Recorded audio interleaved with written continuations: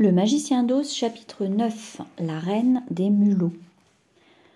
On ne doit plus être loin de la route de briques jaunes maintenant, remarqua l'épouvantail qui se tenait près de la petite fille, car nous avons refait presque toute la distance sur laquelle la rivière nous avait entraînés.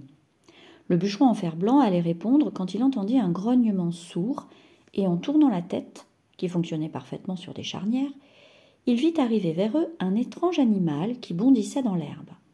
Il s'agissait d'un grand chat sauvage jaune. Et le bûcheron en fer blanc pensa qu'il devait être en train de poursuivre quelque chose, car ses oreilles étaient aplaties sur sa tête, sa gueule grande ouverte révélait 2 rangées de dents monstrueuses, et ses yeux rougeoyaient comme des boules de feu. Tandis qu'il approchait, le bûcheron en fer blanc vit un tout petit mulot gris qui s'enfuyait devant l'animal, et bien qu'il n'eût pas de cœur, il sut que c'était mal de la part du chat sauvage de vouloir tuer un petit être aussi mignon et sans défense. Alors, le bûcheron en fer blanc leva sa hache, et au moment où passait le chat sauvage, d'un coup vif, il lui trancha la tête tout net, et l'animal roula à ses pieds en 2 morceaux. Le mulot, maintenant qu'il était débarrassé de son ennemi, s'immobilisa.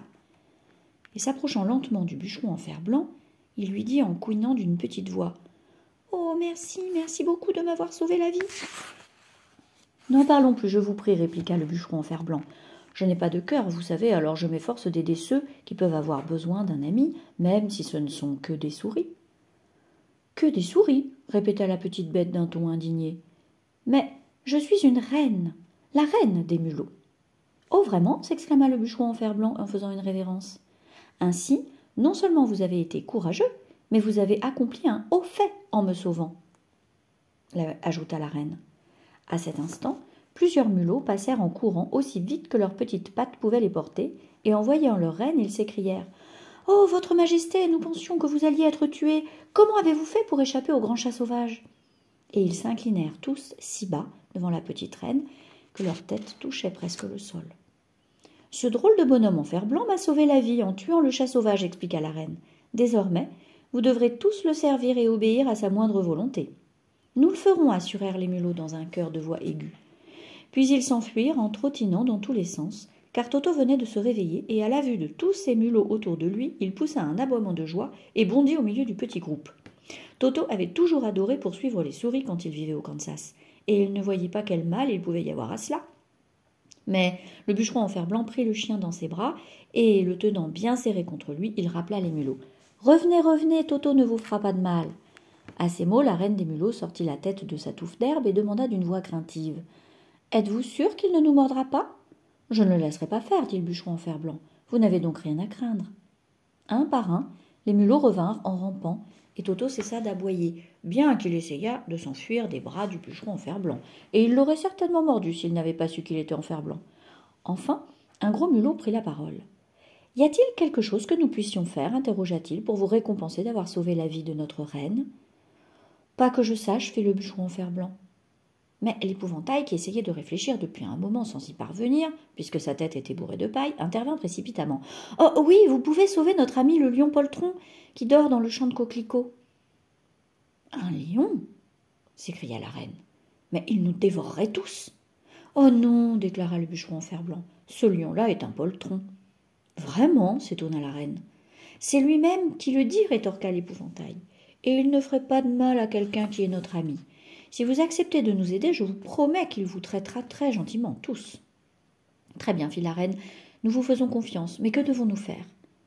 Y a-t-il beaucoup de mulots qui vous appellent leur reine et qui vous obéissent ?»« Oh oui, il y en a des milliers, répliqua-t-elle. »« Alors faites-les venir ici aussi vite que possible, et que chacun apporte une grande ficelle. » La reine se tourna vers les mulots qui l'accompagnaient et leur ordonna d'aller chercher immédiatement son peuple. Dès qu'ils entendirent ces consignes, ils filèrent à toute allure dans toutes les directions.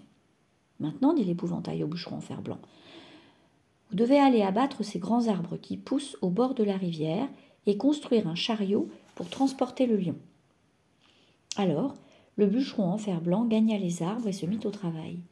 Et il fit un chariot avec des branches d'arbres dont il ôta les feuilles et les rameaux. Il les fixa entre elles avec des chevilles en bois et fabriqua 4 roues en débitant des rondelles de bois dans un gros tronc.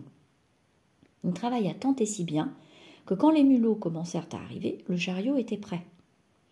Ils surgirent par milliers de toutes parts, des petits mulots, des gros mulots, des moyens mulots, et chacun portait une ficelle entre ses dents. À peu près au même moment, Dorothée s'éveilla de son long sommeil et ouvrit les yeux. Elle fut stupéfaite de se trouver allongée dans l'herbe, entourée d'une armée de mulots qui l'observaient d'un air apeuré. Mais le bûcheron en fer blanc lui expliqua tout, et se tournant vers la petite reine pleine de dignité, lui annonça « Permettez-moi de vous présenter Sa Majesté la Reine ». Dorothée hocha gravement la tête, et la reine fit une révérence, après quoi elle devint très amie avec la petite fille. Puis l'épouvantail et le bûcheron en fer blanc entreprirent d'attacher les mulots au chariot avec les ficelles que ceux-ci avaient apportées. Ils enroulaient un bout de la ficelle autour du cou d'un mulot et l'autre bout au chariot. Bien sûr, celui-ci était 1000 fois plus gros que les mulots qui allaient devoir le tirer.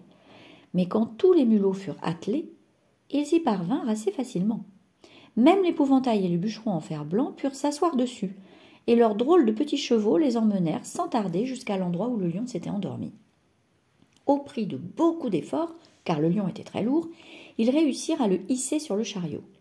Puis, la reine donna vite à ses sujets l'ordre de partir, car elle craignait qu'en restant trop longtemps dans les coquelicots, ils ne s'endorment eux aussi.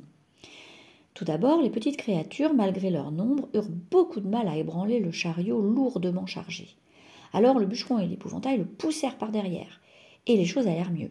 Bientôt, ils sortirent le lion du champ de coquelicots et l'amenèrent dans la verte prairie, où il pouvait respirer à nouveau l'air doux et frais, et non plus le parfum vénéneux des fleurs. Dorothée vint à leur rencontre et remercia les petits mulots d'avoir sauvé leur compagnon de la mort. Elle en était venue à apprécier beaucoup le grand lion, et elle était heureuse qu'il les secourût.